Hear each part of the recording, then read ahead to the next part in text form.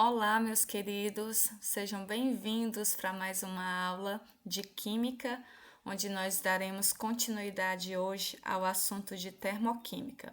E hoje nós iremos ver entalpia e variação de entalpia. Esse conteúdo vocês podem conferir, podem fazer uma leitura complementar no livro didático de Química de vocês, que está na página 57, 58 e 59. Então, quais os objetivos desta aula? Primeiro é entender a aplicação do termo entalpia nas reações químicas. E o segundo é determinar a variação de entalpia, que nós vamos ver que é o ΔH, em uma reação química. Então, primeiro entender a aplicação do termo entalpia e o outro objetivo é a gente determinar a variação de entalpia em uma reação química. Vamos ver direitinho como isso acontece. Então, eu trouxe aqui essa imagem para a gente poder relembrar o que nós estudamos na aula passada. Nós falamos sobre as mudanças do estado físico da matéria, né? Especialmente específico da água. Então, quando a água ela está no estado sólido e ela passa para o líquido, né? Ela está absorvendo energia. Então, em todo esse processo aqui, há uma absorção de energia, porque é necessário a, a água no estado sólido ela absorva a energia para que as moléculas elas vão se desprendendo, para que elas se desprendam, né?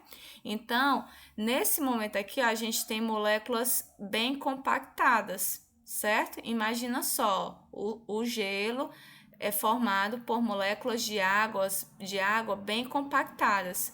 Ao receber luz do sol, o que é que vai acontecer?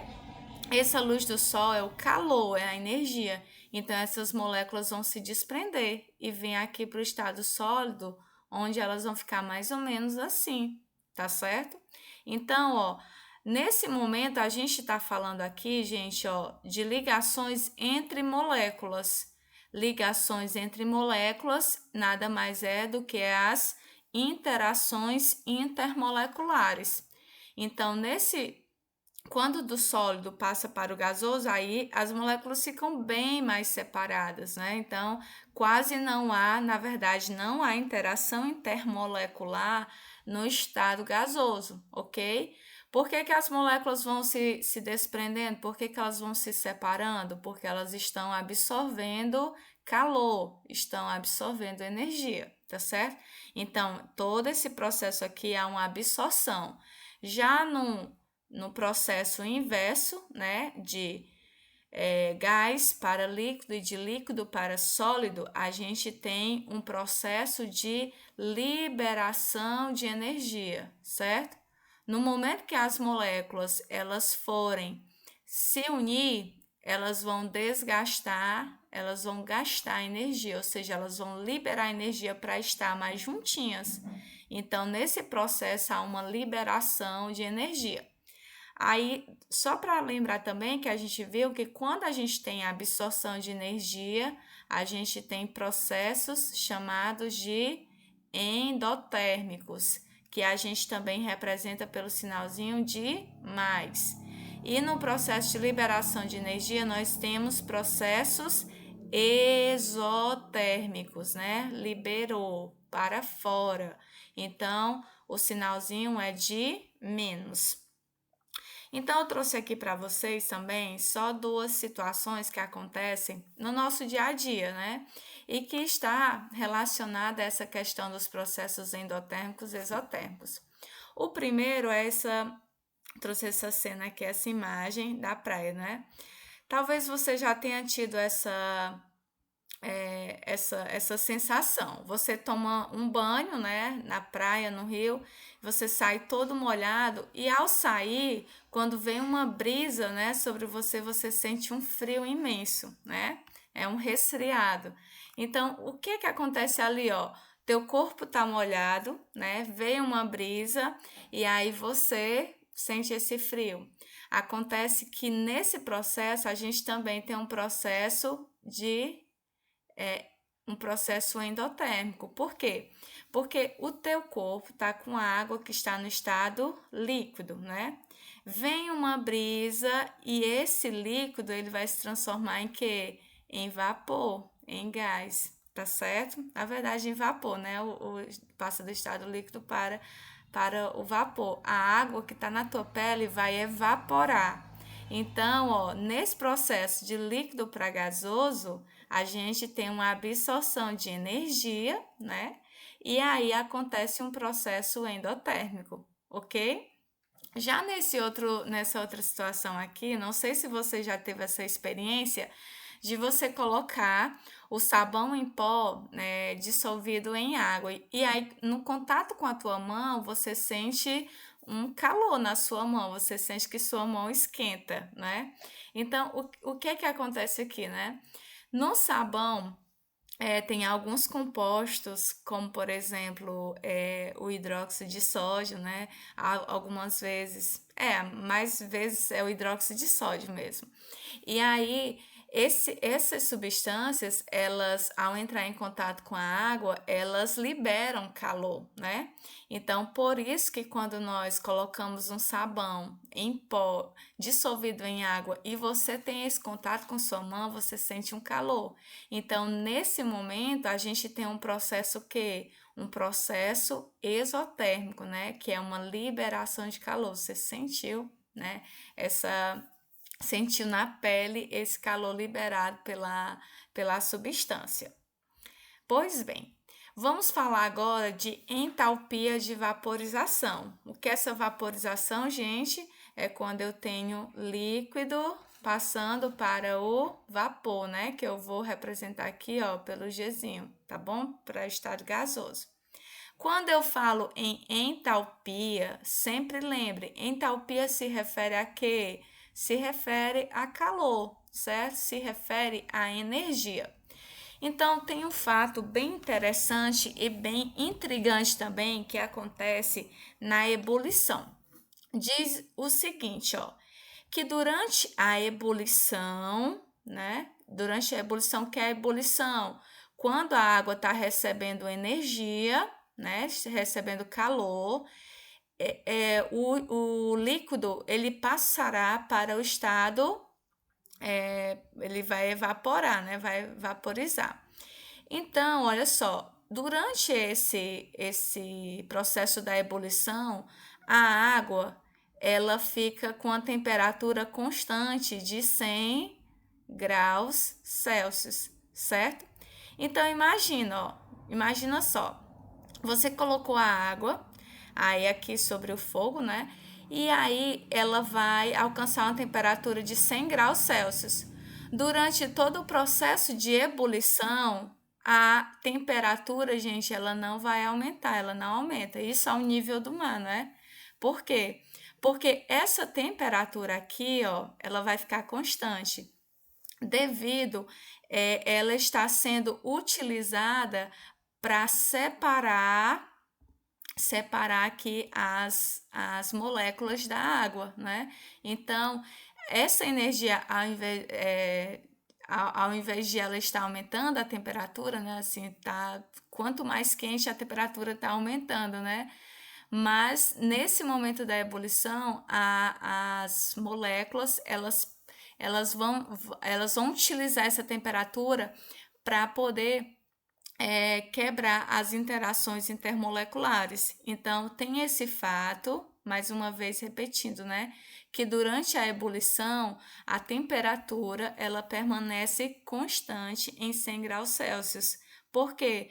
Porque essa energia, né, que é a temperatura, ela está sendo utilizada para separar as interações intermoleculares, né, ou seja, separar as moléculas aqui na substância da água, certo? Então, olhando isso de uma forma mais micro, a gente vê aqui, ó, gente, ó, nós temos o estado sólido, onde as moléculas estão mais compactadas, e aqui nós temos o líquido, né, onde está um pouquinho mais separado, e o estado gasoso, ok? Então, ó, olha só, essa seta aqui, ela está representando a absorção de energia e também está representando o aumento da temperatura, tá certo? Então, ó, durante esse processo aqui, né, do líquido para o vapor, essa temperatura aqui ela vai permanecer constante, certo? Por quê? Porque essa temperatura ela está sendo utilizada para quebrar as moléculas. Então, quando ela chega no estado gasoso, aí sim a temperatura ela vai variar. Então, aqui a gente diz que essa entalpia, ó, entalpia eu posso chamar aqui com a letra H, vou representar com a letra H. Então, eu digo que a entalpia do estado gasoso, né, do estado de vapor, ela é bem maior do que a entalpia do líquido, certo? Então, ó, aqui eu tenho entalpia do vapor bem maior do que a do líquido. Então, a gente diz que essa entalpia aqui, na verdade, a variação de entalpia é endotérmica, né? Porque ela está absorvendo calor.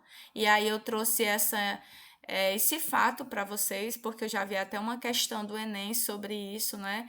Que você, durante a ebulição da água, o que é que você pode fazer para a economia de gás, né?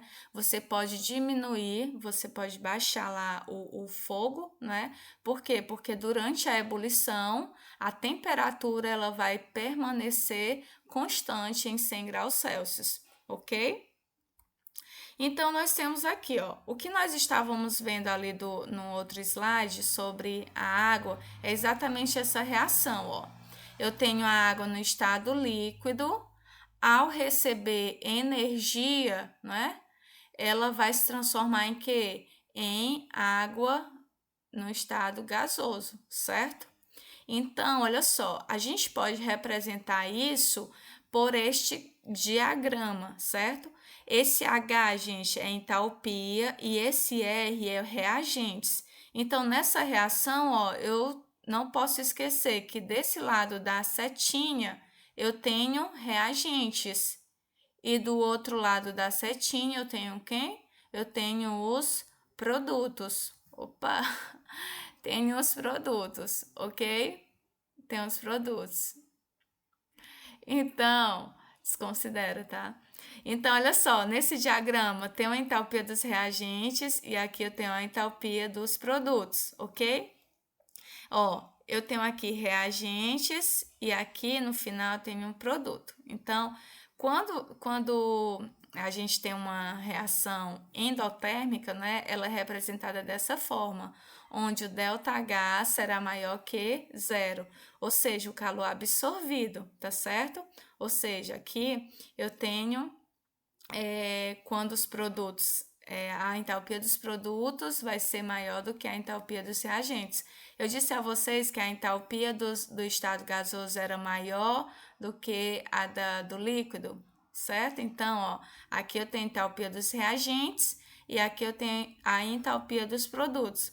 Quando a entalpia dos produtos é maior do que a dos reagentes, a gente tem uma reação, um processo endotérmico. Esses gráficos aqui, gente, esses diagramas eu vou abordar com vocês em uma aula específica, tá bem? Então vamos continuar. Como é que nós podemos calcular a variação de entalpia? A gente pode calcular a variação de entalpia pegando o ΔH final menos o ΔH inicial. Quem seria esse ΔH final? Olha só, em uma reação eu tenho reagentes e do outro lado eu tenho produtos. Então, quem seria o ΔH inicial aqui para mim? Seria o reagente, ó. Reagente é a entalpia inicial e o produto é o ΔH final, tá certo? Guarda isso aí, anota, tá bem? Produtos, ΔH final, reagentes, ΔH inicial. Quando eu quiser determinar a variação de entalpia, eu vou fazer o quê? Vou pegar o valor da variação de entalpia dos produtos menos a variação de entalpia dos reagentes. E aí eu vou ter esse valor da variação de entalpia. Todas as vezes que eu tiver, ó, também podem anotar aí também essa informação. Todas as vezes que eu tiver um ΔH maior que zero, esse processo será endotérmico. Por quê? Porque o sinalzinho, ó, vai ser de mais. E todas as vezes que eu tiver um ΔH menor que zero, esse processo será exotérmico, sinal negativo, ok? Então, a gente vai ver agora, a gente vai determinar a variação de entalpia. Então, eu quero só rever aqui com vocês ó, as equações termoquímicas. Como é que eu escrevo uma equação termoquímica? Coloco toda a reação e logo à frente está o ΔH me dizendo qual foi o calor que foi liberado ou o calor que foi absorvido. Então, nessa reação aqui de combustão, ó, gente, onde eu tenho um combustível metano reagindo com o oxigênio, né? Eu tenho toda a reação de combustão, ela é exotérmica, ela libera calor. Então, eu tenho aqui ó, uma liberação de calor de 890,4 kJ por mol, tá bem? Então, dessa forma é que a gente escreve uma equação termoquímica, reação e logo à frente o valor do ΔH. Aqui eu estou interpretando, estou identificando que essa reação ela aconteceu e ela liberou esta quantidade de calor, tá bem? Então, dessa forma ali fica bem fácil, assim como também dessa forma aqui, ó. Eu tenho o trióxido de ferro, né? Que ele vai reagir com carbono para ser formado o ferro. Essa reação aqui, ó, quando você olha para o mais, você já sabe que ela é uma reação endotérmica. Que ela, para acontecer, ela precisou absorver 490 kJ por mol. Ou seja, esse óxido de ferro aqui, ele foi submetido a um calor, a um fogo, tá certo? Para que ele pudesse derreter, pudesse reagir com carbono e formar o ferro, tá certo? E já nessa primeira aqui eu não falei, mas ela é exotérmica. Por quê? Porque você vai olhar para esse sinalzinho aqui, tá liberando calor. Dessa forma aqui, gente, fica muito prático, fica muito fácil de a gente interpretar uma equação termoquímica. Mas pode acontecer de você ver reações dessa forma, ó. Eu tenho aqui os reagentes e desse lado eu tenho os produtos. Junto dos produtos está o calor, né? Então, olha só, como é que eu faço aqui? Essa reação, ela é endotérmica ou ela é exotérmica? O que é que você pode fazer, né? No caso, ó, eu tenho aqui reagentes e aqui eu tenho produtos, certo? Produtos mais energia, ou seja, mais calor que eu tenho aqui.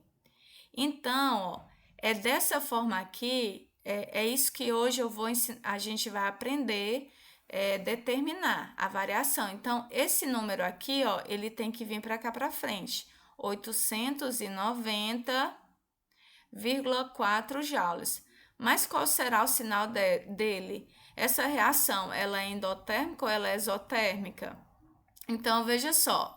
Eu tenho aqui produtos mais calor, ou seja, essa reação, ela aconteceu e ela ainda teve calor de sobra. Se ela teve calor de sobra, isso quer dizer que ela liberou calor. Ela tá tendo calor de sobra, né? Então, se ela liberou calor, então eu posso dizer que essa reação ela é exotérmica. Se ela é exotérmica, esse sinal que está aqui, ó, não está me indicando que ela é exotérmica, não. O que está me indicando que ela é exotérmica é porque ela está nos produtos. Então, ó, eu coloco aqui o sinalzinho de menos. Perceba que essa reação, ela é a mesma reação que está lá no início, ó. E eu disse para vocês que essa reação é de combustão. Toda reação de combustão, ela é exotérmica, tá bem? Vamos ver aqui outro fato. É a mesma reação, ó, do óxido de ferro, trióxido de ferro. Mas perceba que esse valor, que era para estar na frente, ele está aqui nos reagentes.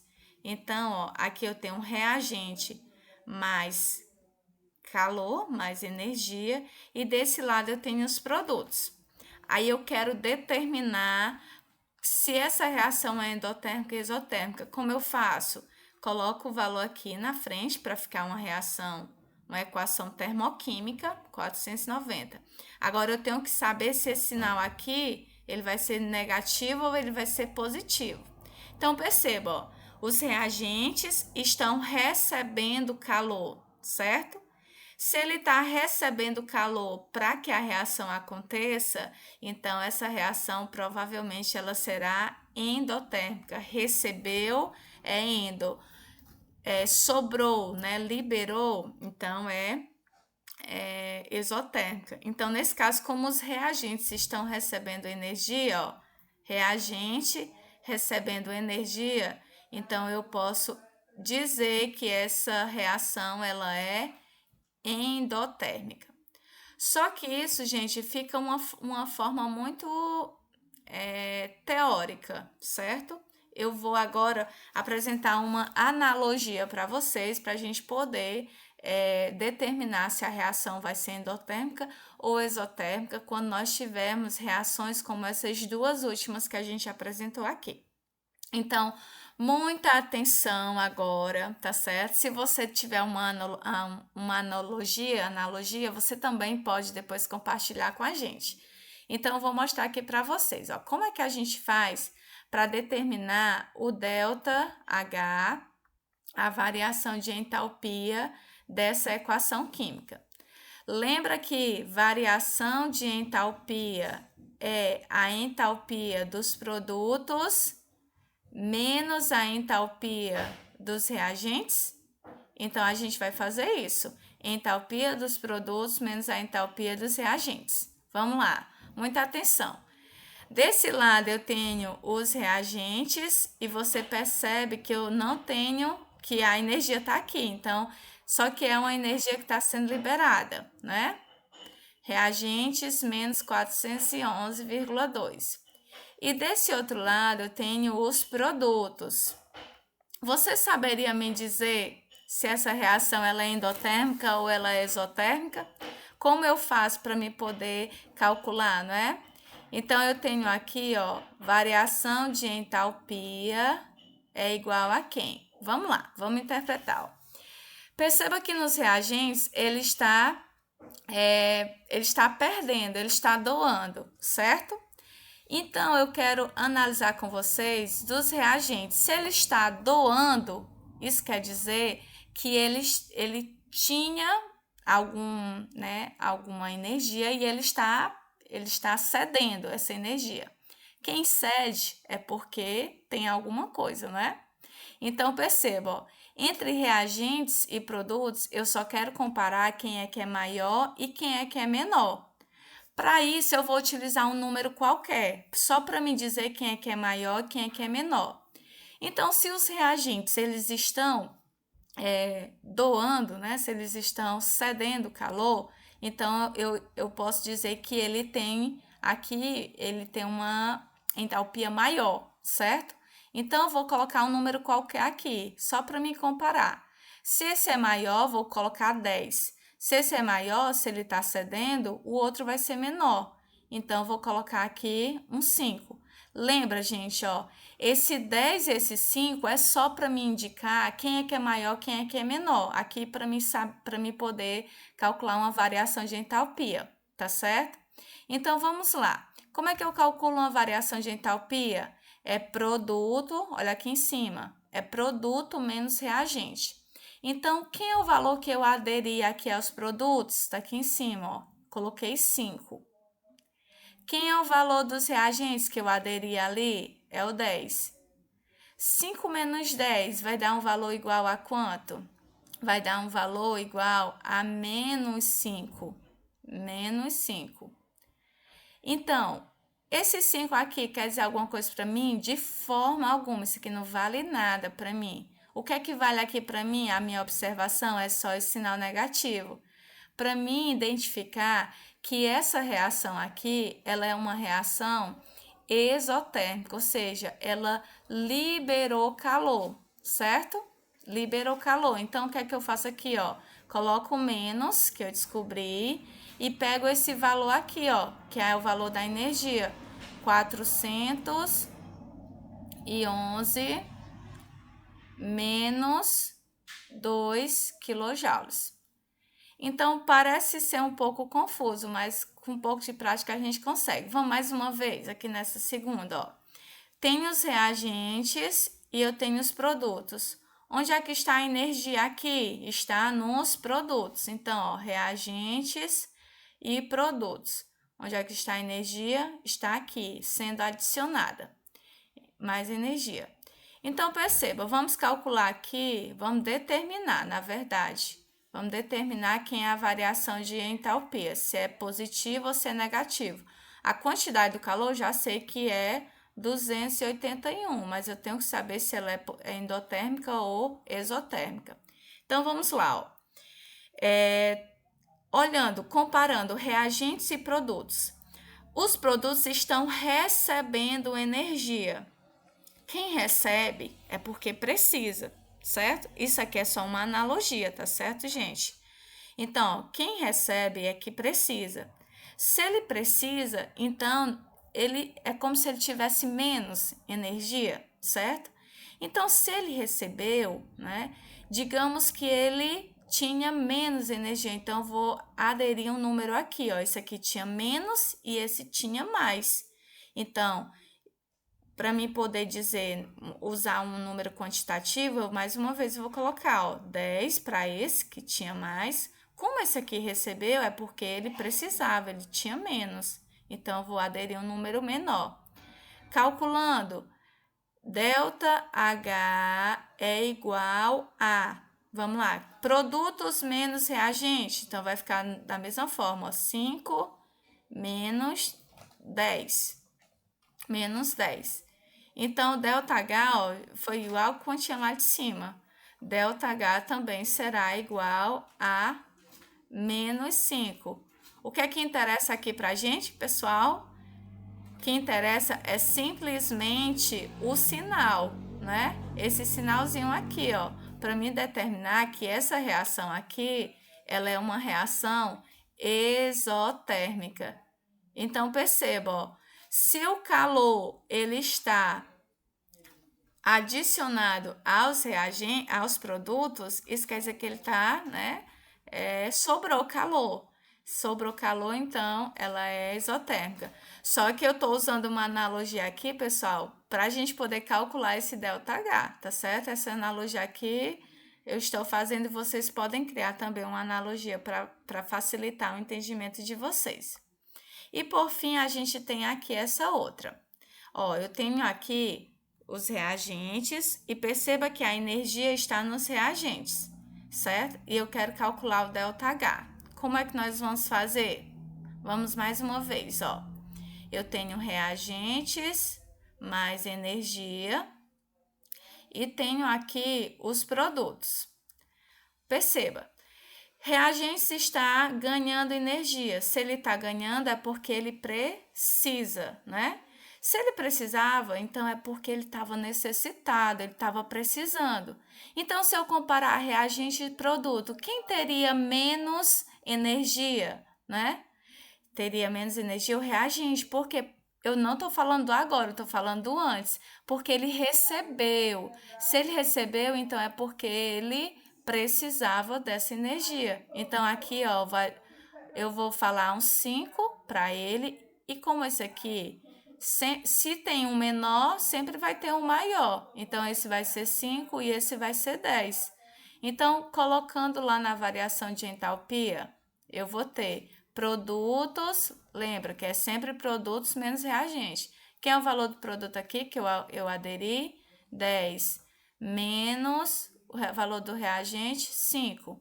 Quanto é 10 menos 5? 10 menos 5 é igual a mais 5, certo? Mais 5. Quem é que interessa para mim? Esse valor que eu coloco aqui, gente, é só para a gente poder quantificar. Mas o que interessa aqui, ó, isso aqui não é valor para mim. O que interessa é esse sinalzinho aqui de mais. Para mim dizer que essa equação, ela é endotérmica. Aí eu pego esse valor aqui, ó. Eu vou descobrir aqui, com esse cálculo, só o valor do sinal. Só esse sinalzinho se é mais ou menos. Vamos ver mais uma vez aqui, ó. Onde é que está a energia, ó? Tenho aqui reagentes e agora eu tenho aqui os produtos. Veja que a energia está aqui nos produtos e está sendo subtraída. Então, eu tenho produtos menos a energia. Vamos analisar mais uma vez aqui, ó. Tenho ΔH, e aí eu vou analisar, ó. Onde é que está a energia? Está nos produtos. Ele está subtraindo, ele está cedendo. Se ele está cedendo, ó, tem uma energia em menos 90. Se ele está cedendo, é porque ele tinha mais energia. Por isso que ele está cedendo, ele está doando. Então, eu vou atribuir aqui, ó. Se ele tinha, claro, ele vai ter um número maior, 10. E aqui eu vou aderir ao número 5. Se eu descobrir quem é o maior ou quem é o menor, o outro sempre será o contrário, certo? Lembra, ó, que tudo isso que eu estou fazendo é simplesmente uma analogia. Isso não quer dizer que esse aqui tinha energia, né, e está cedendo. Eu só estou fazendo uma analogia para a gente poder interpretar e a gente poder determinar esse ΔH. Então, menos 90 é porque ele cedeu. Quem cede, quem dá, quem doa é porque tem. Então, esse aqui tinha, então ficou um número maior. Então, o outro vai ser um número menor. Calculando o ΔH vai ficar como? Ficar produtos menos reagente. Qual vai ser o valor aqui do ΔH, galera? Vai ser mais 5. Quem é que me interessa nessa história toda? É simplesmente o sinal. Então, aqui, ó, é só para a gente poder interpretar que essa reação, ela também ela é endotérmica, ou seja, ela é a mesma que está aqui acima, só que escritas de formas diferentes. E aí eu preciso saber interpretar, tá certo? Então, essa aqui é a forma que eu encontrei de a gente calcular essa variação de entalpia. Então, só para a gente terminar, peço que vocês anotem, né? O que é uma reação endotérmica, exotérmica, para vocês não esquecerem. Entalpia, o que é essa entalpia e a variação de entalpia, ok? E pedir que vocês realizem a atividade no formulário e estarei à disposição para qualquer dúvida e deixar um grande abraço para vocês. Um cheiro e até a próxima aula!